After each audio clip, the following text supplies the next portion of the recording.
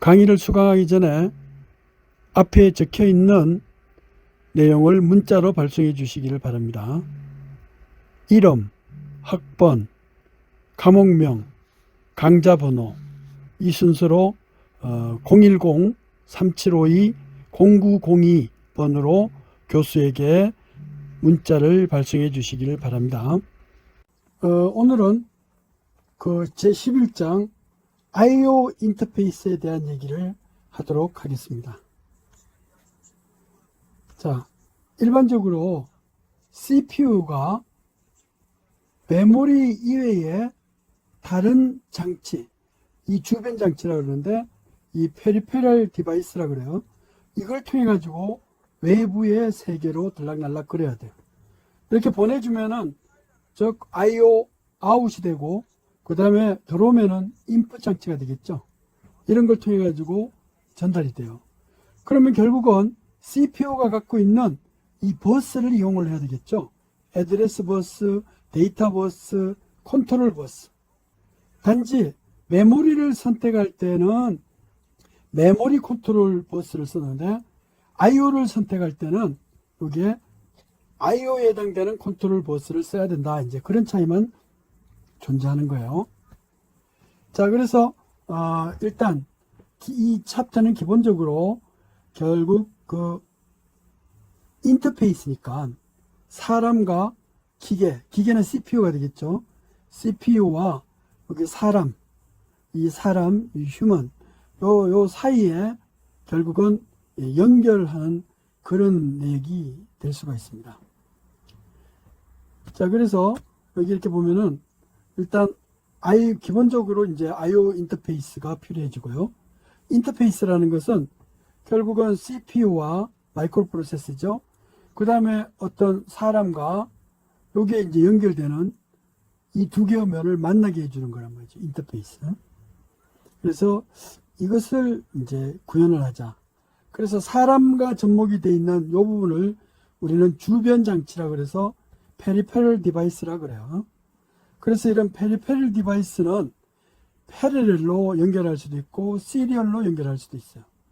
이 패러렐과 시리얼은 뭐냐면은 아주 먼 거리일 경우에 여러 가닥을 동시에 보내면은 결국은 어떻게 돼요? 여기 만약에 CPU가 이렇게 있다 그러면 여기서 바파를 통해 가지고 이렇게 멀리까지 I/O 장치에 연결을 이렇게 해준다 그러면은 그러면 한 라인만 딱 지나갈 때는 시간은 좀 걸릴지라도 시간을 맞추거나 동기화시키기가 되게 용이해요. 시리얼은. 근데 이거를 여러 가닥을 동시에 보내면은 요 가닥끼리 즉 라인들끼리 동기화가 필요해지고 또 가격도 비싸요.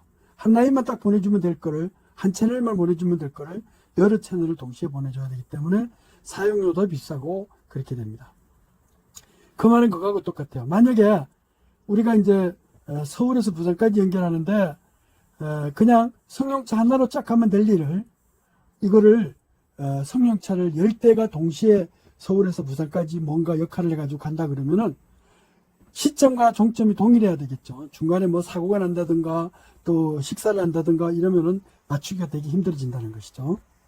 자, 그게 바로 이 패러렐 I/O와 시리얼 I/O, 즉 인터페이싱이 존재한다. 그리고 이런 것들이 장단점이 존재할 수 있다. 이렇게 볼 수 있어요. 자, 그래서 이제 I/O를 그러면 그 인풋 아웃풋을 수행할 때 우리가 앞에서 명령을 배웠어요. CPU의 명령을 배웠는데 in 명령이 있어요. in은 예를 들어서 다이렉트 애드레싱과 인다이렉트 애드레싱이 있어요.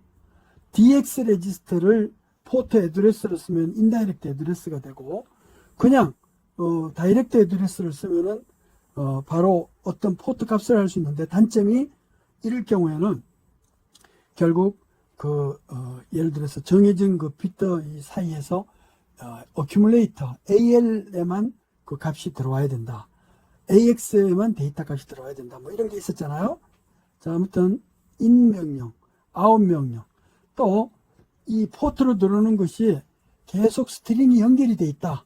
그러면 in 스트링 또는 보내는 게 여러 개의 몇 바이트로 이루어져 있다. 그러면 out 스트링 이렇게 연결할 수가 있다는 거예요. 그 메모리 스트링, 무브 스트링, 세이브 스트링, 그 다음에 스토어 스트링, 로드 스트링 이런 거 있는 것처럼 인아웃에서도 여러 개의 바이트를 동시에 주르륵 하고 이렇게 연결할 때는 인스트링, 아웃스트링 이렇게 쓸 수가 있어요. 그래서 이 IO를 연결할 때 그냥 CPU가 이렇게 있으면은 이 IO가 이렇게 있잖아요. 그러면 데이터 버스 연결하고 애드레스 버스 연결하고 이 컨트롤만 IO 컨트롤 또는 메모리 컨트롤 이렇게 할 수가 있는데, 그래가지고 여기에 주변 장치를 이렇게 프리페러를 쭉 붙여 놓을 수가 있어요. 이렇게 디바이스 1, 프리페럴 디바이스 2 이렇게 붙일 수 있잖아요. 이렇게 컨트롤을 해서 이렇게 붙일 수가 있는데, 외부 디바이스 1, 2를 붙여놨을 때 이거를 IO를 통해 가지고 이 액세스를 하게 되면 여기 사용하는 명령이 제한이 되죠. 근데 메모리의 애드레스의 일부분을 잡아가지고 IO 장치를 연결해 놓으면은 이것을 우리는 메모리 맵드 IO라 그래요. 그냥 IO 컨트롤 하에서만 이루어질 때만 그 IO 장치를 붙여 놓으면은 즉 다이렉트 IO 또는 IO 맵드 IO라고 이야기를 해요. 그러니까 디바이스 페리페럴 디바이스를 취할 때 메모리 번지상에다가 IO 디바이스를 설치해 놓으면은 메모리를 액세스하고 리드라이트 할 때 또 제반 그 컨트롤 인스트럭션들 있잖아요. 이런 것들을 그냥 빈틈없이 쓸 수가 있지만은 이 IO 맵도 다이렉트 IO에다 붙여 놓으면은 IO에서 쓸 수 있는 명령은 지극히 제한돼요. 일단은 레지스터에 어디에 값을 갖고 와야만이 가능하다는 것이죠. 그래서 융통성 있는 명령을 쓴다, 다양한 명령을 쓴다 그러면 메모리 맵도 IO, 메모리 번지 하나를 잡아가지고 IO 장치를 붙이는 거, 아니면 그냥 다이렉트 포트를 써가지고 하는 방법, 이렇게 할 수가 있어요. 그러니까 우리가 해외로 수입 수출을 할 때는 포트 있잖아요. C 포트도 있고 에어 포트고 있고 그런 포트를 쓰면 좋긴 좋죠. 근데 반드시 거리로 나가야 돼요. 근데 그게 아니고 어떻게 이게 CFOS 터미널이다 그러면은 그 터미널이 결국은 이 내륙의 어떤 번지를 나타내잖아요. 그러면 내륙의 어떤 번지, 즉 메모리 맵도 IO가 되는데 거기를 통해 가지고 중국에 수송하는 거라든가, 왜냐면 기차가 이렇게 내륙으로 연결될 수도 있잖아요. 그러면 서울역을 통해 가지고 저기 평양을 통해 가지고 저 러시아 시베리아 이쪽으로 가든지 중국으로 이렇게 넘어 북경을 가든지 이렇게 하는 열차가 있다 그러면 그거는 우리는 메모리 맵드 IO라고 그래요. 그 기차를 통해 가지고 수송을 하면. 근데 그게 아니고 전용 포트를 통해 가지고 IO 포트, 즉 C 포트나 에어 포트를 쓰면은 IO 맵드 IO라고 이야기를 한다. 그래서 그게 장단점이 있어요. 이렇게 IO 맵드 IO는 디코딩하기도 되게 용이해요. 왜냐하면은 IO 맵드는 최대 64K개의 포트 애드레스를 갖고 있어요. 이 포트 애드레스를 갖고 있기 때문에 이 디코딩 하기가 되게 용이해요. 수가 그만큼 제한되니까. 근데 메모리 맵드 IO를 쓰면 어떻게 돼요? 8086계열에서 최소한 20비트를 가지고 포트를 이렇게 결선하면 디코드를 많이 써야 되잖아요. 이런 그 문제점이 있을 수가 있다. 자, 그래서 이런 인터페이스 자체도 옛날에는 이렇게 포트가 딱 고정이 돼 있었는데 요즘은 이런 커넥션이라든가 오퍼레이션 자체 프로그래머블하게 할 수도 있어요. 그래서 프로그래머블 IO 디바이스들이 많이 제한이 돼 있어요. 평상시에는 그냥 메모리 번지를 쓰다가 그 프로그래머블을 딱 하면은 IO 포트 애드레스가 된다든지 이렇게 다양하게 병행해서 쓸 수 있다는 것을 여기서 보여주고 있어요. 자, 그래서 이제 IO 명령들은 이미 했지만은 어떻게 돼요? 아웃명령, 인명령 있잖아요. 그래서 이게 이렇게 메모리와 IO 사이에 결국은 연결을 딱 해주면은 어떻게 돼요? IO 포트에 있는 여러 개의 스트링, 데이터 값들을 메모리에 바로 이렇게 연결을 시켜주면은 우리는 인스트링, 아웃스트링을 쓸 수 있는 거죠. 굳이 레지스터를 통하지 않고 바로 IO 포트의 어떤 값을 메모리 포트에 연결해 준다. 자, 그래서 그런 명령들을 이렇게 보면 이제 여기 몇 개가 이렇게 쭉 있어요. 명령들을 보면은 여기 좀 확대를 했는데요. 명령은 앞에서 했지만 in AL, P8 하면 어떻게 돼요? 어큐뮬레이터를 돌릴 때는 포트 애드레스는 8비트밖에 못 써요. 근데 만약에 그 DX 레지스터에다가 포트 애드레스를 쓰면 이때는 16비트를 풀로 쓸 수가 있기 때문에 즉 64K 16비트니까 64K 포트 애드레스를 쓸 수가 있다. 포트를. 이거는 이제 인다이렉트 애드레스고 이건 다이렉트 애드레스. 자, 그거 말고 이제 인스트링. 이게 인스트링인데 바이트 단위로 인스트링 할 수 있고 워드 단위로 하나의 스트링 그 포트에서 스트링을 받아오는데 바이트 단위로 워드 단위로 더블 워드 단위로 이렇게 받아올 수가 있다. 동시에 이제 4개의 바이트가 들어오는 거죠. 그래가지고 이거를 메모리에 번지에다가 차곡차곡 저장을 시켜준다. 이제 이렇게 할 수가 있어요. 그러니까 인풋과 마찬가지로 아웃풋도 동일한 규칙을 이게 여기과 동일한 규칙을 접목을 하면 돼요.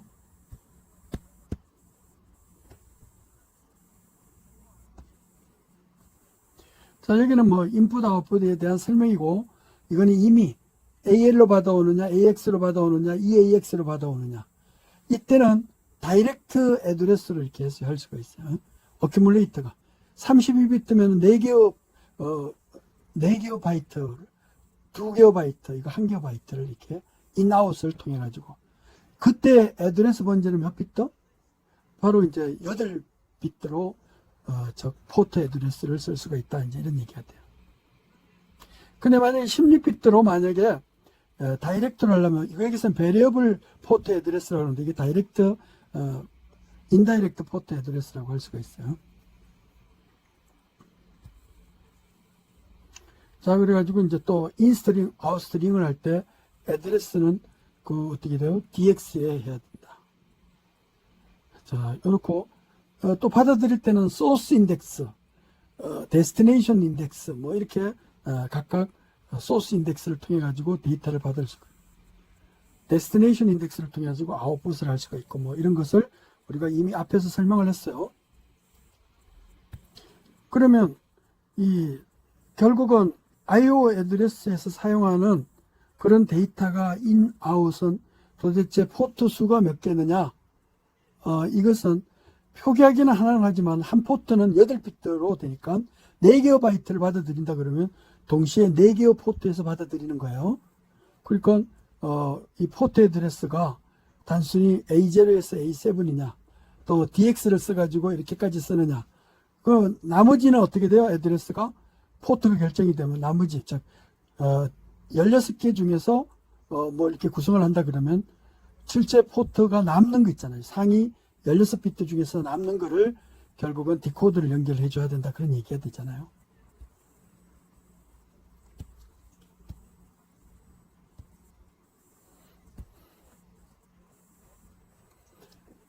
자, 이제 여기서 이렇게 보면은 이 16비트 베리어블 포트 넘버 DX 뭐 이렇게 줘요.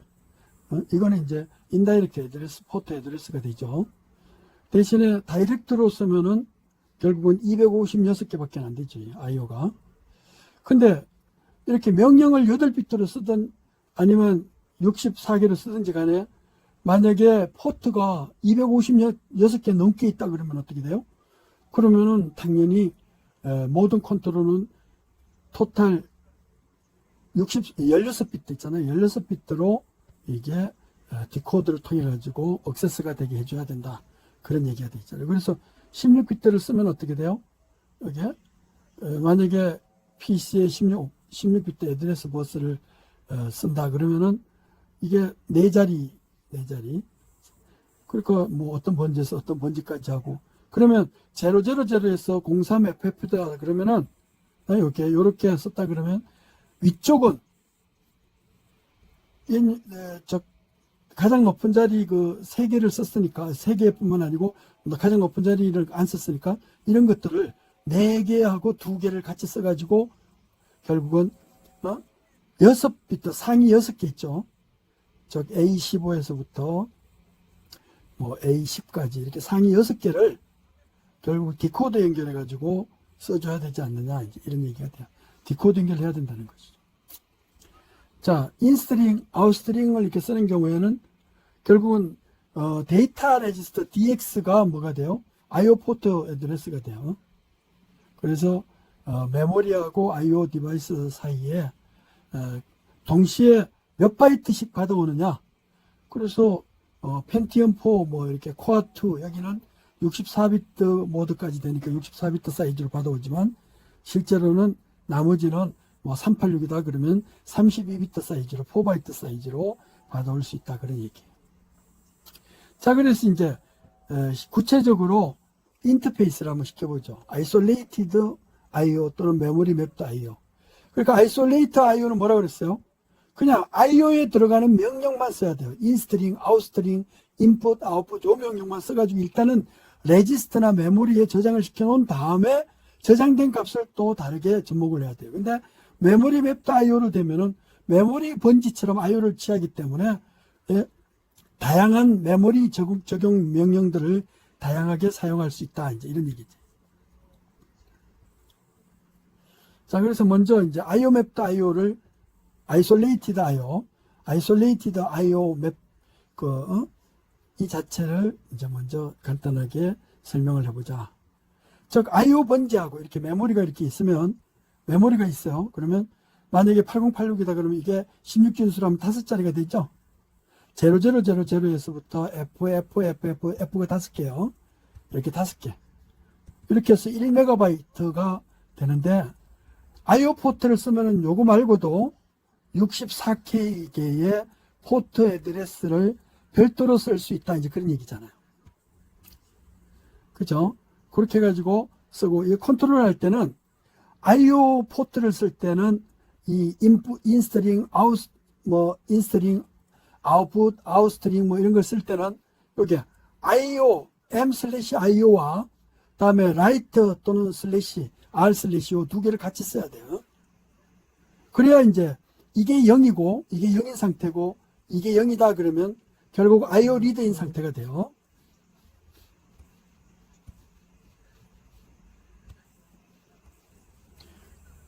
IO 리드인 상태가 돼요. 그러니까 IO 리드인 상태. 만약에 여기가 0이고 저 명령에서만 나와가지고 여기가 1인 상태다 그러면 IO 라이트인 상태가 돼요. 포트 IO에다가.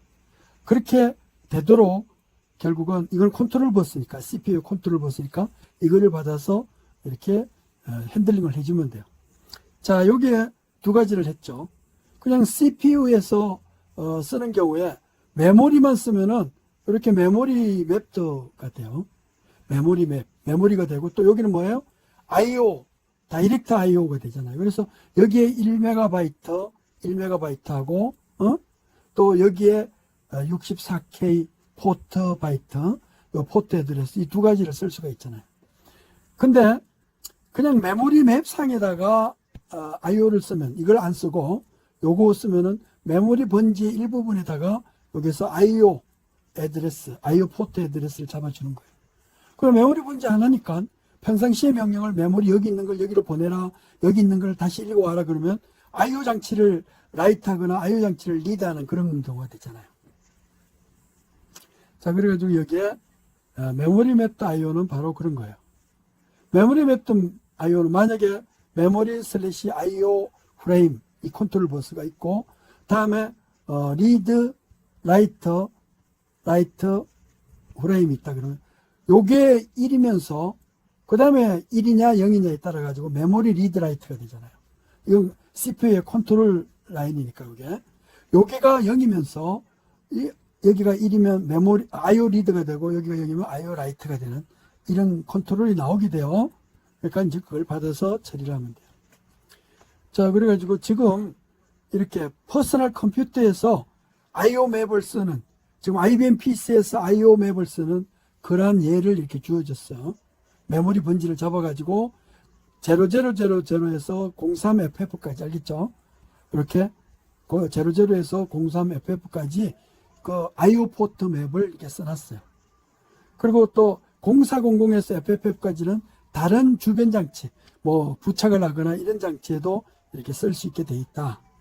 그 다음에 여기 보니까 80287이 있는데요. 이 80287은 수학 전용, 수식 전용 프로세스예요. 그러니까 그거는 IO 포트를 통해 가지고 액세스하는 번지가 00F8에서 FF까지 이게 프로그래머블 디바이스로 이렇게 쓸 수가 있기 때문에 80286은 CPU고 80287은 여기와 결합된 그런 코 프로세스라 그래요. 그래서 수치 전용 프로세스. 이 수치 전용은 IO 포트를 통해 가지고 이제 장치를 액세스하고 리드라이트를 한다. 이렇게 볼 수가 있어요. 기본적으로 세팅해줘야 코 프로세스가 쓸 거 아니겠어요. 그래서 이러한 그 시스템, 컴퓨터 시스템은 기본적으로 이 기본적인 인풋, 아웃풋 그런 것이 인터페이스, 포트 애드레스를 통해 가지고 연결이 되도록 돼 있어요. 근데 여러분들이 이제 어떤 생활이라든가 회사에서 쓸 때는 뭐 IO 포트하고 메모리 맵도 IO를 이 IO 전용하고 메모리 IO를 따로따로 이렇게 구분하는 게 쓰는 게 아니고 그냥 이렇게 하나의 칩에서 어떨 때는 메모리 썼다가 어떨 때는 IO 쓰는 이런 구조, 즉 프로그래머블 인터페이스 칩이 PID라고 하는데 아무튼 이런 PID 같은 것을 쓰면은 뭐 시리얼로 포트를 입력받을 수도 있고 패러렐로도 받을 수 있고 이렇게 다양하게 할 수 있다. 자, 그래가지고 이제 주변 장치하고 연결될 때 역시 외부 디바이스들도 TTL 레벨을 써요. TTL 레벨은 뭐라 그랬죠? 우리가 처음으로 1970년도에 인터그레이티드 서킷 IC를 만들 때 그 전까지만 해도 전부 트랜시스터로 돼 있어요. 세 발 달린 또는 네 발 달린 뭐 트랜시스터였는데 이때 입력단에도 트랜시스터, 출력단에도 트랜시스터를 쓰는 논래로를 만들었다. 조그맣게. 그래서 TTL이고 이게 전원은 5V를 기준으로 한다 그랬죠. 그래서 요즘은 5V가 표준화되어 있어요. 여러분들 USB 배터리가 몇 볼트가 나와요? 물론 12V짜리도 있고 9V짜리도 있는데 보통 쓰는 거는 5V죠. 5V 뭐 파워뱅크니 뭐 그래가지고 쓰고 있잖아요. 그렇게 쓸 수가 있어요. 자, TTL 레벨을 통해 가지고 이렇게 TTL 레벨을 통해서 주고받는다. 그러한 구조가 이제 여기 이렇게 주어져. 여기 이제 IO 포트의 한 예예요. 뭐냐면은 이 74LS244라는 것은 트리스테이트 바파인데 여기에 입력에 해당되는 스위치를 붙여놨어요. 요거는 딥 스위치라 그래요. 즉 IC 모양으로 이렇게 듀얼 인라인으로 되어 있는 그런 스위치예요. 그러니까 이 스위치를 이렇게 키면은 요 스위치를 키잖아요. 그러면 요 선이 ON이 되고 스위치를 꺼버리면 오프가 돼요. 그래서 IC 모양으로 되어 있다 그래서 이것을 딥 스위치라고 그래요. 듀얼 인라인 패키지 스위치다. 이렇게 딥 스위치를 여기다가 8개를 만들어 가지고 외부의 상태를 받아들이려고 그래요. 근데 스위치는 하나는 그라운드로 되어 있고 하나는 이렇게 라인을 풀업 저항으로 해놨어요. 이렇게 풀업 저항. 이런 풀업 저항이라고 그래요. 한쪽을 다 같이 공통으로 연결해 놓고 이렇게 띄워놓은 것을 이것을 풀업 저항이라고 하는데 이런 풀업 저항을 스위치 이렇게 오픈되어 있을 때도 연결되어 있으면 1인 상태가 연결이 되죠. 이렇게 쭉쭉 연결이 되어 있으면 스위치가 오프되어 있으면 어떻게 돼요? 그럼 이게 붕 떠 있으니까 이게 1인 상태가 연결이 돼요. 스위치를 만약에 ON인 상태로 한다 그러면 어떻게 돼요? 이런 라인이 그라운드로 연결돼 가지고 0인 상태가 돼요. 물론 이 풀업장을 통해서 전류는 흘러가지만은 그래서 한 10kΩ 정도로 이렇게 큰 저항을 써요. 그러면 여기에 ON이 돼 있어도 이렇게 전류가 흘러갈지라도 5V에 10kΩ이니까 0.5mA 밖에 안 흐르잖아요. 그래서 스위치 상태에 따라서 결국은 전류를 흘려주게 된다. 그래서 그런 상태. 만약에 이 스위치를 만약에 이 스위치를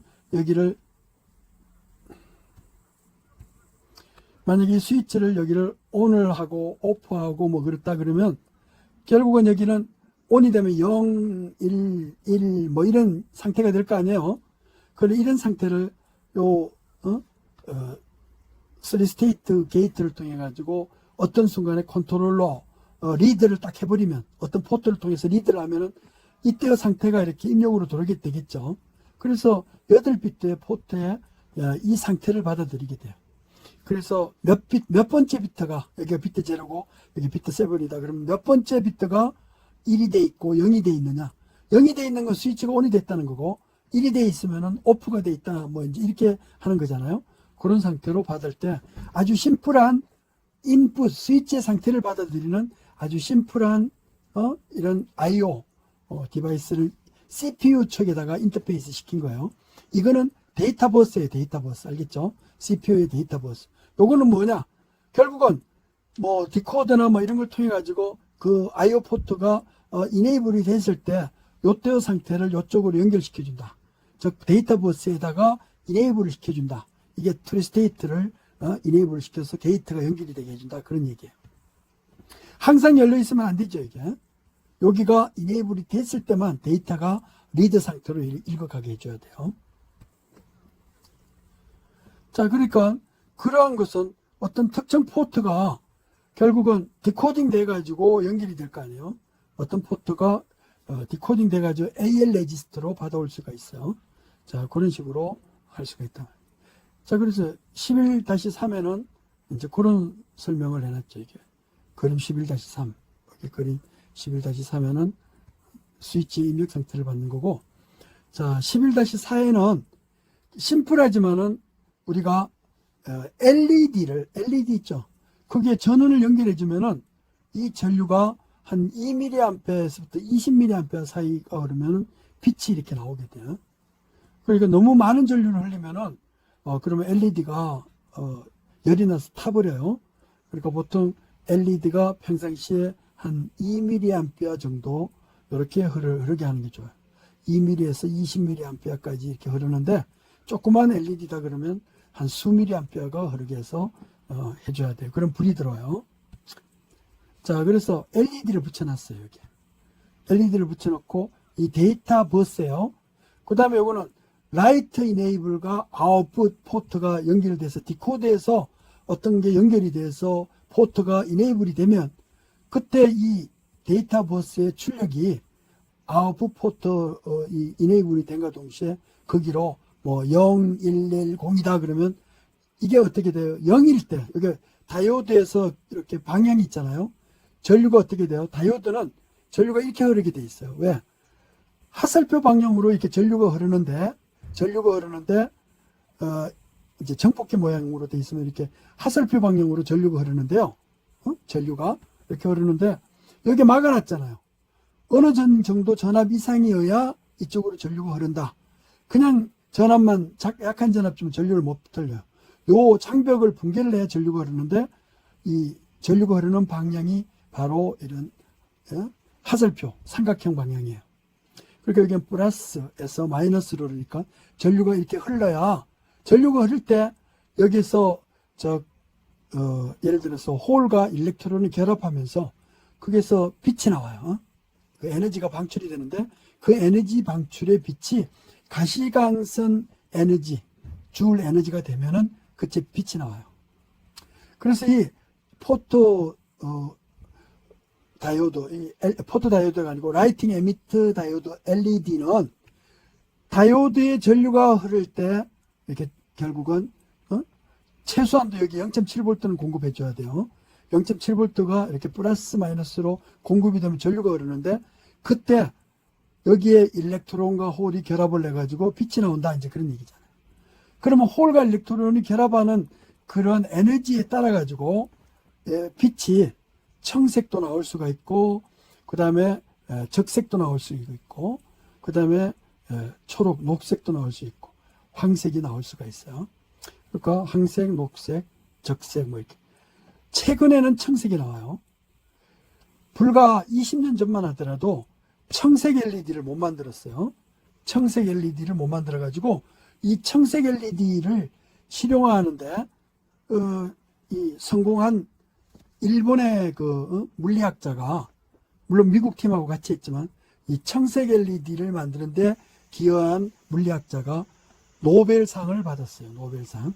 그런 정도로 그 20년 전까지만 하더라도 청색 LED를 만들기 어려웠다.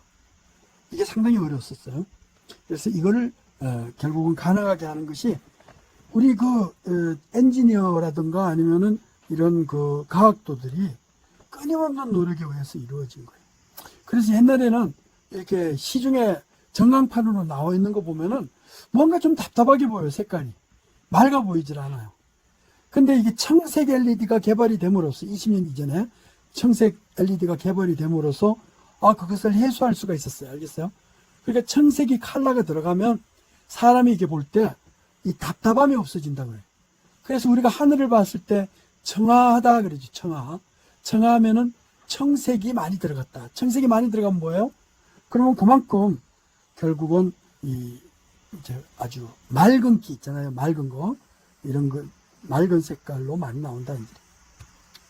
아무튼 뭐 지금 기술이 다 개발이 돼 있으니까 이 LED만 연결하면 뭐 되는 걸로 돼 있지만 옛날에는 불과 20년 전에는 LED에 청색이 안 나와가지고 완전히 이 풀 컬러를 못 만들었다. 그러한 것은 알고 있어야 돼요. 그러니까 그걸 막 부지런히 연구해가지고 오늘 실용화로 만들어냈잖아요. 그러니까 요즘은 전광판 보면 답답하지 않죠. 그냥 일반 포토 트랜시스터 LED 있잖아요. 라이트 에미터 다이오드 이거에 청색이 나옴으로써 상당히 자연 색감에 가깝다. 저에 강화문 가면은 그 이순신 동상이 있는데 그게 조선일보 모두 있고 또 우리 여기 숭실대에도 중문을 통해서 딱 들어오면은 그게 큰 전광판 하나 붙여놨죠. 그러니까 요즘은 게시판이 그 전광판이 돼버렸더라고요. 그래서 뭐 긴급하면 알림도 있고 그게 또 바이러스 뭐 안내 메시지도 나오고 그래요. 마스크 없이는 못 들어온다 뭐 이렇게 써놨다. 그럴 때 아주 풀 컬러로 돼 있죠. 자연색. 그게 바로 이 청색 LED 때문에 가능했다. 이 LED는 여기에 전류를 흘려주면 여기에 전자와 전기가 전자와 전공이 연결이 되면서 리콤비네이션이 일어나는데 그때 발생되는 에너지가 밖으로 나오면서 사람의 눈에 빛으로 보게 되는 것이다. 이제 이렇게 볼 수가 있어요. 자, 그래가지고 이제 여기에서 IO에 0, 1, 1 뭐 하면은 여기에서 0이잖아요? 그러면 0이 연결되면 마이너스라는 뜻이에요.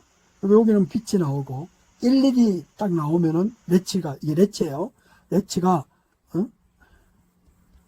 이 레치가 1, 2를 딱 잡고 있다 그러면 0, 0, 1, 1 그러면은 여기는 빛이 나오는데 여기는 5V 같은 5V니까 안 나와요. 그래가지고 빛이 안 나오고 그러니까 빛을 나오고 하려 그러면 요 데이터 요 포트에다가 0비트 단위로 0을 넣어주면 그때 빛이 들어오는 거예요. 그래가지고 LED를 여러분들 7개 이렇게 해놓으면 어떻게 돼요? 7개 LED를 7개를 만들어 놓고 이런 표식을 만들어 놨어요. 세븐 세그먼트 LED라고 그래가지고 빛이 여기 들어오고 여기 들어오고 여기 들어오고 여기 들어오고 요거 들어왔다 그러면 이게 무슨 자예요? 이자죠. 이자. 이런 식으로 디코드를 할 수 있게 돼요.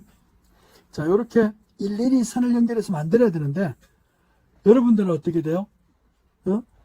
저 HDL이라고 그래가지고 그냥 게이트 어레이에다가 이거를 그냥 다 보내버려요. 이 속에 게이트가 많으니까 LED도 있고 그러니까 그렇게 해가지고 이렇게 톱다운 방식으로 했는데 여기서는 일일이 여러분들이 만들어야 돼요.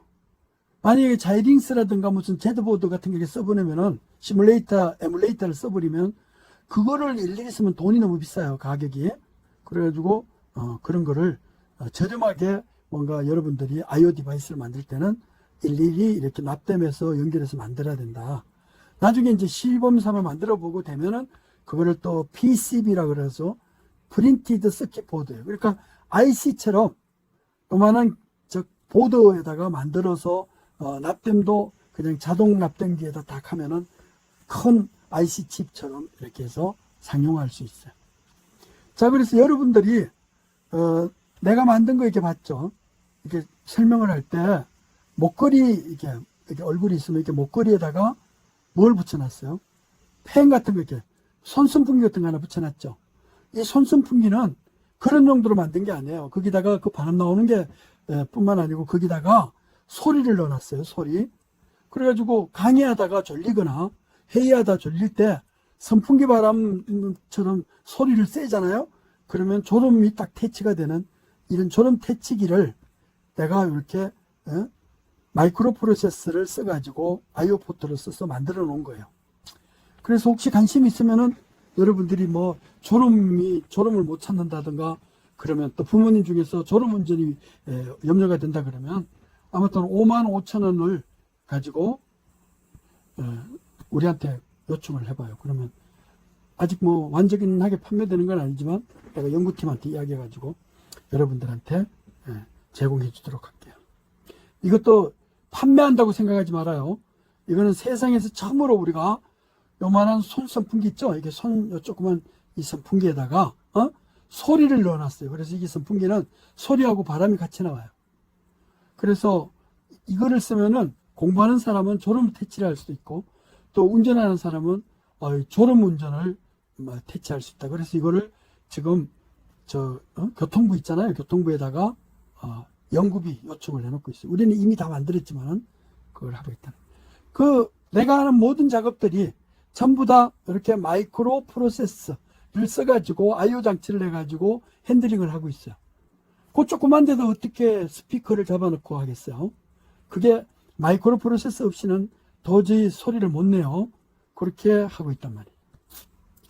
그러니까 실제 응용이나 활용을 하지 않고 여러분들한테 그냥 여기 그림이 있으니까 이 그림에 이렇게 LED를 인터페이스해요, 이런 설명을 하는 게 아니에요. 자, 이제 이렇게 붙여놓고 IO 포트에다가 명령을 주면 된다는 걸 보여줘요. 그럼 여러분들이 보기로 하고. 자, 그래가지고 이제 셀렉트 단자가 결국은 어떻게 돼요?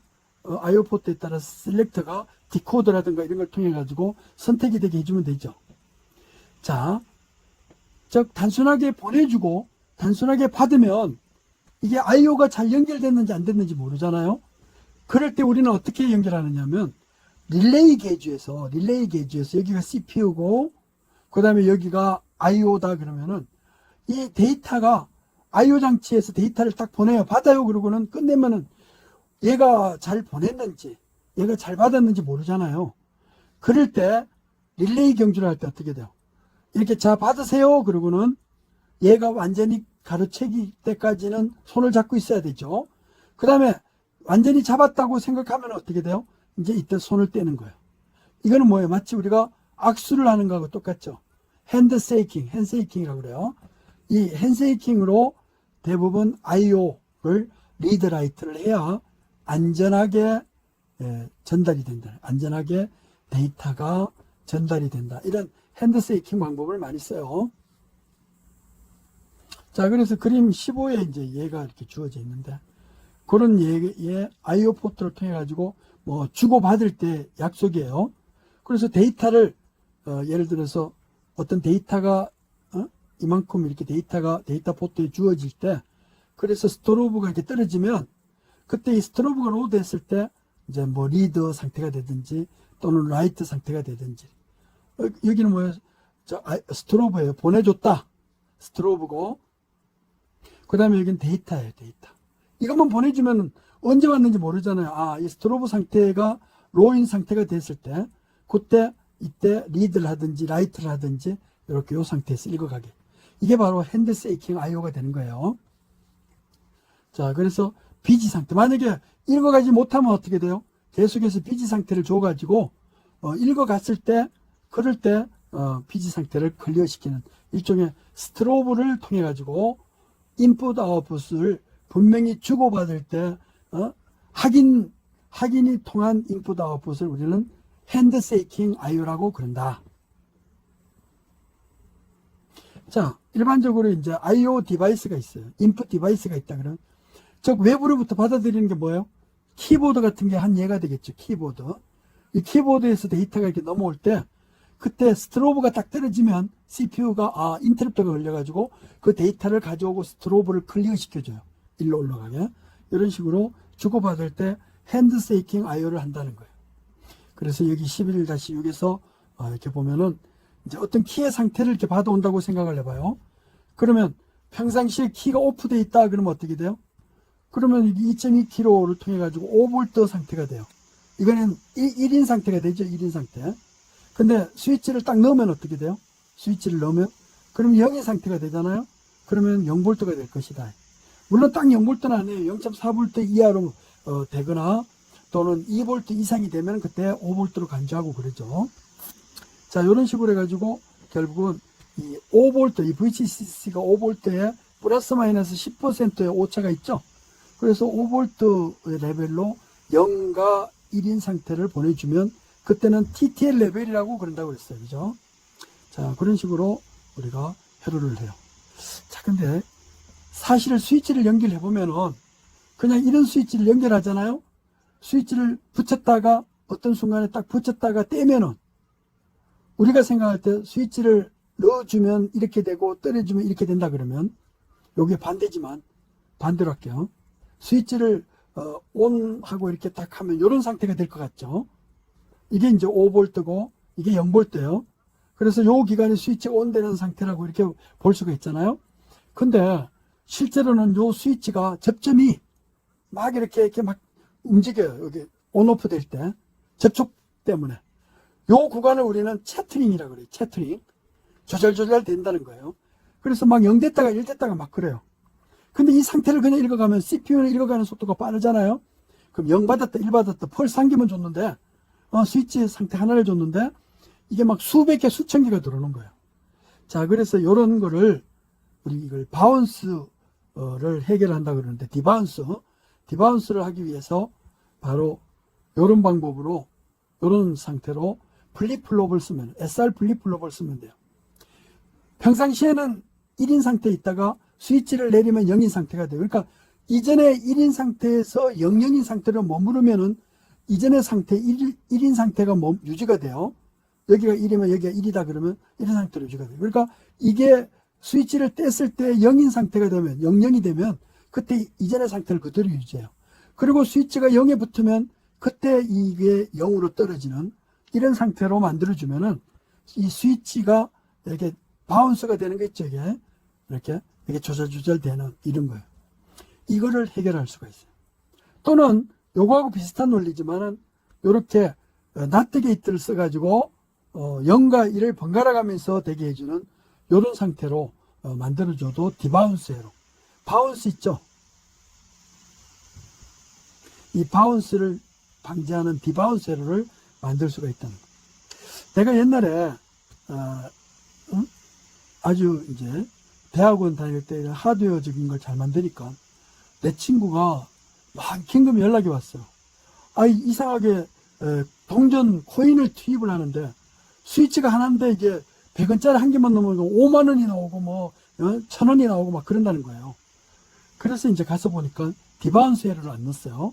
그래서 내가 입력단에다가 디바운스 회로를 아주 심플하게 하는데 대부분 요 채트링이 20ms 이내로 조절되더라고요. 디바운스 회로를 소프트웨어로 할 때는 이걸 20ms 그래서 이 상태를 체크해보고 1인 상태에서 0으로 됐다 그러면 이걸 20ms 이내에 한 번 더 체크해봐요. 그래도 똑같이 유지가 된다 그러면 그때 상태가 바뀌었구나 이렇게 소프트웨어적으로도 처리할 수 있어요. 이거는 하드웨어적으로 처리하는데 요즘은 웬만하면 소프트웨어적으로 다 처리를 해요. 자, 아웃풋 디바이스도 역시 레벨이 뭐가 나와요? TTL 레벨로 나올 수가 있다. 그러니까 이게 논리적으로 아웃풋일 때는 0.4V 이하로 1일 때는 2.4V 이상으로 내준다. 받는 측에서는 어떻게 돼요? 0.8V 이하다 그러면 0인 상태로 보고 2V 이하다 그러면 이상이다 그러면 1인 상태로 받고 그러잖아요. 자, 이렇게 해가지고 뭐 이제 LED라든가 이런 것들을 이렇게 데이터가 들어오면 LED가 근데 여기에서 CPU라든가 렉체에서 전류가 2mA 뭐 이내로 하고 여러 개를 연결하면은 전류가 약하잖아요. 그럴 때 전류를 한 10분의 1, 20분의 1로 이렇게 줄여가지고 트랜시스터를 구동을 해가지고 요거를 정폭을 시켜가지고 LED를 불을 밝게 이렇게 하는 경우가 대부분이에요. 이걸 우리는 LED 바파라고 그래요. LED를 또는 램프 같은 걸 쓸 수도 있는데 램프를 큰 20mm 암페어 이상 흘려주려면은 이렇게 바로 포트에다가 직접 안 물리고 요걸 통해 가지고 저 트랜시스터를 통해서 우리 실험할 때 EN 2221을 많이 써요. 아니면 뭐 EN 3904 뭐 이런 걸 쓰면 3904 트랜시스터 이런 걸 쓰면은 이걸 써가지고 이렇게 콜렉터에다 하면은 베타배만큼 이상의 전류가 흐를 수 있잖아요. 베타가 보통 150, 200 정도 되니까 그 정도로 큰 전류를 흐를 수 있어요. 그러니까 CPU에서 구동하는 바파에서 구동하는 것은 한 0.2mA로 해가지고 이거에 한 20배, 40배 정도로 쓰면은 여기 20에서 40mA 정도로 전류를 흘릴 수 있지 않겠어요? 자, 그래서 자, CPU에서 주면은 요 게이트가 인풋이 들어오면 이게 트랜지스터를 안 쓰고 뭐가 써요? 이렇게 바파를 쓰는 거예요. 바파. 그러니까 팬인 하나로 해가지고 팬을 10개 이상으로 구동하는 거라면 전류를 수십 mA까지 흘릴 수 있어서 LED 또는 램프를 쓸 수 있다, 그런 얘기예요. 근데 그거보다 훨씬 더 높은 릴레이를 구동할 때, 릴레이를 구동하고 싶어요. 여기 인풋이라는 것은 CPU 인풋은 아니고 CPU는 아웃풋이 되죠. 아웃풋을 해주면 요 장치로 봐가지고 인풋이 되잖아요. 이렇게 넣어줘. 여기서 전류가 들어오면 그 전류에 따라서 여기서 큰 구동을 하고 싶어요. 이게 뭐냐면 모터 같은 거 있잖아요. 모터는 여러분들 보통 이 손선풍기다 그러면 전류가 보통 5V에 0.5A, 즉 500mA가 흘러야 돼요. 500mA. 1A가 1000mA니까 500mA가 막 흐르면 큰 전류가 흘러야 되잖아요. 이렇게 램프라든가 아니면은 릴레이라든가 뭐 이런 것들이 있다면은 요 릴레이를 구동하거나 모터를 구동을 할 때 이거를 큰 전류를 해야 되는데, 그럴 때는 트랜지스터 한 개 갖고 안 되죠. 그래서 두 개를 갖고 요게 정폭에서 또 베이스를 해주는 베타배의 전류 정폭이 된다 그러면 베타의 자선배만큼이 되게 그렇게 해서 큰 전류를 구성을 하는 정폭회로를 요거를 다링톤 회로라고 그래요. 다링톤 접속이라고 그래요. 근데 이렇게 해놓으면은 모터가 이렇게 코일로 돼 있어요. 그래서 전류가 흘렀다 안 흘렀다 그러면 그때 이렇게 전류가 흐르고 안 흐를 때 있잖아요. 이때 미분이 발생해가지고 큰 미분치가 발생해서 여기는 유도기 전력이 크게 나와요. 그 유도기 전력은 이 트랜지스터를 망가뜨릴 수 있어요. 그래가지고 그거를 방지하는 코일이나 뭐 이렇게 릴레이라든가 모터 같은 거 이렇게 써버리면, 이게 모터 같은 거 쓰면은 역기 전력이 나오는데 그거를 제거를 시켜줘요. 그래서 정상식일 때는 이렇게 흐르지만 여기에서 마이너스라는 역기 전력이 나오면은 그러면 이때 다이오드를 통해 가지고 카플링이 되게 이렇게 해줘요. 자, 그 다음에 이제 포트 애드레스를 디코딩하는 것은 우리가 앞에서 배웠던 거하고 똑같아요. 그래서 아무튼 그것은 메모리 맵.io나 포트 애드레스의 상위 거를 받아 가지고 디코드로 풀어내는 것이니까 그것은 다음 강의에서 이야기하도록 하겠습니다. 오늘 수업 여기까지 하도록 하겠습니다. 수고했습니다.